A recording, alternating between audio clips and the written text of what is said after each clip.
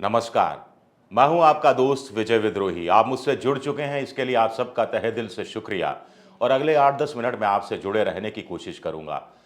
तो कांग्रेस ने कर्नाटक में अपने घोषणा पत्र में जो बात कही है कि अगर गड़बड़ियां पाई गई, गौर कीजिएगा, अगर गड़बड़ियां पाई गई तो पीएफआई और बजरंग दल दोनों पर बैन लगाने पर वो हिचकेंगे नहीं, प्रतिबंध लगाने दिया जाएगा। अब इसको बीजेपी ले उड़ी है, गोदी मीडिया ले उड़ा है, मोदी जी ले उड़े हैं। इसको हनुमान जी को ताले में बंद रखने से जोड़कर देखा जा रहा है। बड़ा सवाल उठता है कि बजरंग दल हनुमान जी का प्रतीक कैसे हो सकता है, एक सवाल। दूसरा, क्या कांग्रेस ने गलती कर दी? कांग्रेस चाहती तो ये पीएफआई पर बैन और बजरंग दल पर बैन की बात अपने घोषणा पत्र से हटा सकती थी, कोई फर्क नहीं पड़ता। मुद्दा तो इस समय कांग्रेस के पास भ्रष्टाचार का है, महंगाई का है, बेरोजगारी का है। तो क्या कांग्रेस ने गलती कर दी या कांग्रेस ने जानबूझकर ये कदम उठाया है? ताकि गौर कीजिएगा, कांग्रेस ने जानबूझकर समझते बूझते हुए एक कुशल रणनीति की तहत चाणक्य बनकर यह कदम उठाया है कि इससे बीजेपी को अपने ट्रैप में फंसा दिया है। खुद मोदी और अमित शाह दोनों कांग्रेस के जाल में फंस गए हैं। अब कांग्रेस एजेंडा सेट कर रही है, मोदी जी, अमित शाह जी, जेपी नड्डा जी सब वही उसका काउंटर करने में लगे हैं। और कांग्रेस क्या यही चाहती थी? इस पर विस्तार से बात करेंगे, कुछ सीटों की भी बात करेंगे कि आखिर इस तरह बजरंग दल पर बैन की बात करके कांग्रेस कितनी सीटें खोएगी या कितनी सीटें अतिरिक्त रूप से हासिल कर देगी या बीजेपी को कितनी अतिरिक्त सीटें मिल जाएंगी। यह भी एक महत्वपूर्ण सवाल है। आप चौंक जाएंगे दोस्तों जो मैं आंकड़े पेश करूंगा, लेकिन पहले बजरंग दल के बारे में 2-4 बातें बता दूं। कर्नाटक में ही बता दूं, बजरंग दल का दावा है कि देश भर में उनकी करीब 4-4.5 हजार अखाड़े हैं और करीब 27 लाख उनके सक्रिय सदस्य हैं। कर्नाटक में इनके सदस्यों की संख्या 38,000, सिर्फ 38,000 है, वो भी तटीय इलाके में कर्नाटक में है। दूसरी बात मैं बता दूं कि बजरंग दल ईसाई मिशनरियों पर और चर्च पर हमले करता रहा है और 2008 सितंबर में उन्होंने तटीय इलाके में एक चर्च पर हमला किया था बजरंग दल के लोगों ने। तब मुख्यमंत्री बीएस येदुरप्पा थे और मुख्यमंत्री बीएस येदुरप्पा ने एक जांच कमेटी बिठाई थी जिसने अगले साल 2009 में रिपोर्ट की और दंगों के लिए, वो चर्च में हमले के लिए इशारा बजरंग दल की तरफ किया था। बजरंग दल वालों ने 2021 में भी एक चर्च पर हमला किया एक प्रेयर मीटिंग के दौरान। 19 मई 2023 को उडुपी जिले में मुडुबेले में एक चर्च पर हमला हुआ जिसमें 7 लोग घायल हुए। तो आखिर ये बजरंग दल वाले करते क्या हैं, ये कहाँ से निकले हैं? ये विश्व हिंदू परिषद से निकले हैं। विनय कटियार ने इसकी स्थापना की थी और तारीख थी 8 अक्टूबर 1984। अब बजरंग दल की स्थापना क्यों हुई थी? दरअसल उस समय अयोध्या से श्री राम जानकी रथ यात्रा निकाले जाने की तैयारी थी और उस समय की जो उत्तर प्रदेश की राज्य सरकार थी उसने सुरक्षा देने से मना कर दिया था। तो राम मंदिर को लेकर जो आंदोलन चल रहा था, राम सेवक जो सड़क पर उतरे थे और जो हिंदू रक्षा दल के लोग थे, विश्व हिंदू परिषद के लोग थे, बीजेपी के भी लोग थे, श्री राम जन्मभूमि न्यास के लोग थे, उनकी सुरक्षा का प्रबंध किया गया विनय कटियार की तरफ से और एक बजरंग दल बनाया गया। कहते हैं कि ये कहते हैं कि साहब हमारे 4 काम है, गाय, गायत्री, गीता और गंगा, इसको सुरक्षित रखना है, इन 4 चीज़ों को सुरक्षित रखना है। तो बजरंग दल इस रूप में सामने आया और मैंने आपको बता ही दिया कि कितनी उनकी कर्नाटक में 38,000 सक्रिय सदस्य हैं जैसा वो दावा करते हैं, 4-4.5 हजार अखाड़े हैं जैसा दावा करते हैं, हिंदुस्तान भर में करीब 27 लाख सदस्य हैं। कर्नाटक में, कोस्टल कर्नाटक में उनका असर है। अब बड़ी सवाल पर आते हैं, गौर से सुनिएगा, पूरा वीडियो आगे सुनिएगा, देखिएगा, मजा आएगा आपको। कांग्रेस ने क्या जानबूझकर ऐसा किया? क्या मोदी और अमित शाह ट्रैप में फंस गए हैं कांग्रेस के? क्या बजरंग दल पर बैन लगाने की बात करके कांग्रेस को नुकसान होगा या बीजेपी को बहुत ज्यादा फायदा हो जाएगा?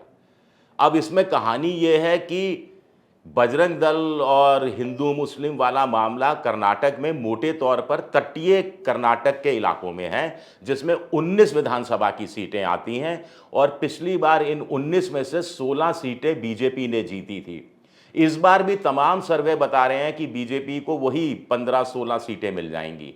चिकमंगलूर है, हुबली धारवाड़ का इलाका है, वहाँ 4-5 और सीटों पर असर पड़ सकता है। तो मोटे तौर पर करीब 24 सीटें हैं, 23-24 सीटें मानी जा रही हैं जिन पर असर हो सकता है। लेकिन कांग्रेस को लगता है कि हमारे पास खोने के लिए क्या है। तटीय इलाके में तो वैसे भी हम 2-3 सीटों तक सीमित थे, अब भी 2-3 सीटों तक सीमित रहेंगे।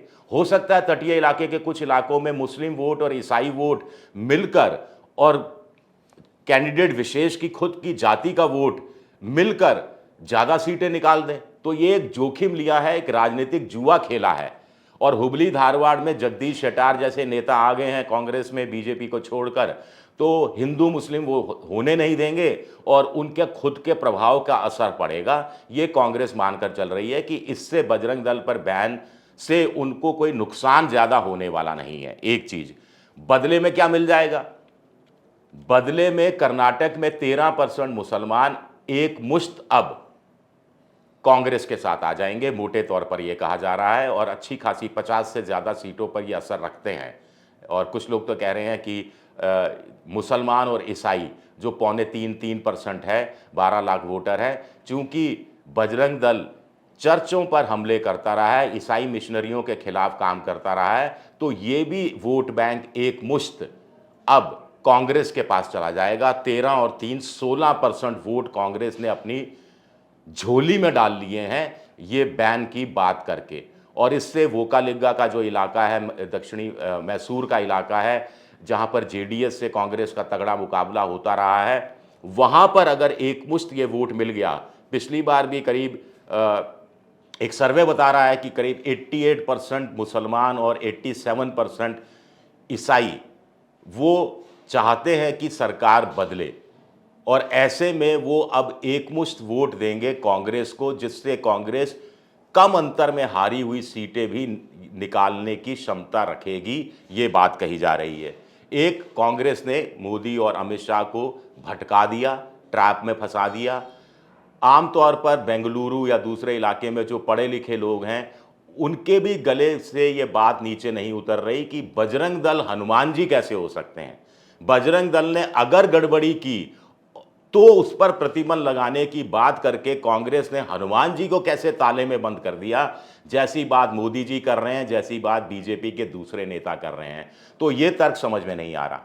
उधर राहुल गांधी लगातार हमले कर रहे हैं कि साहब प्रधानमंत्री जी, ये बजरंग दल का कंपैरिजन हनुमान जी से करना, ये सब छोड़ दीजिए, मुद्दे की बात कीजिए। 40% कमीशन, भ्रष्टाचार, इसकी बात कीजिए, महंगाई की बात कीजिए, बेरोजगारी की बात कीजिए, और ये रोना और आंसू बहाना बंद कर दीजिए।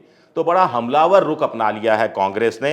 और अब आप कहेंगे कि कर्नाटक में, वैसे तो आपको पता ही होगा लेकिन फिर दोहरा दूं कि कर्नाटक में हम्पी नाम का एक शहर है, कस्बा है, हम्पी है, वहां पर अंजनार्दी नाम की एक पर्वत श्रृंखला है और कहा जाता है कि हनुमान जी का वो जन्म स्थान है।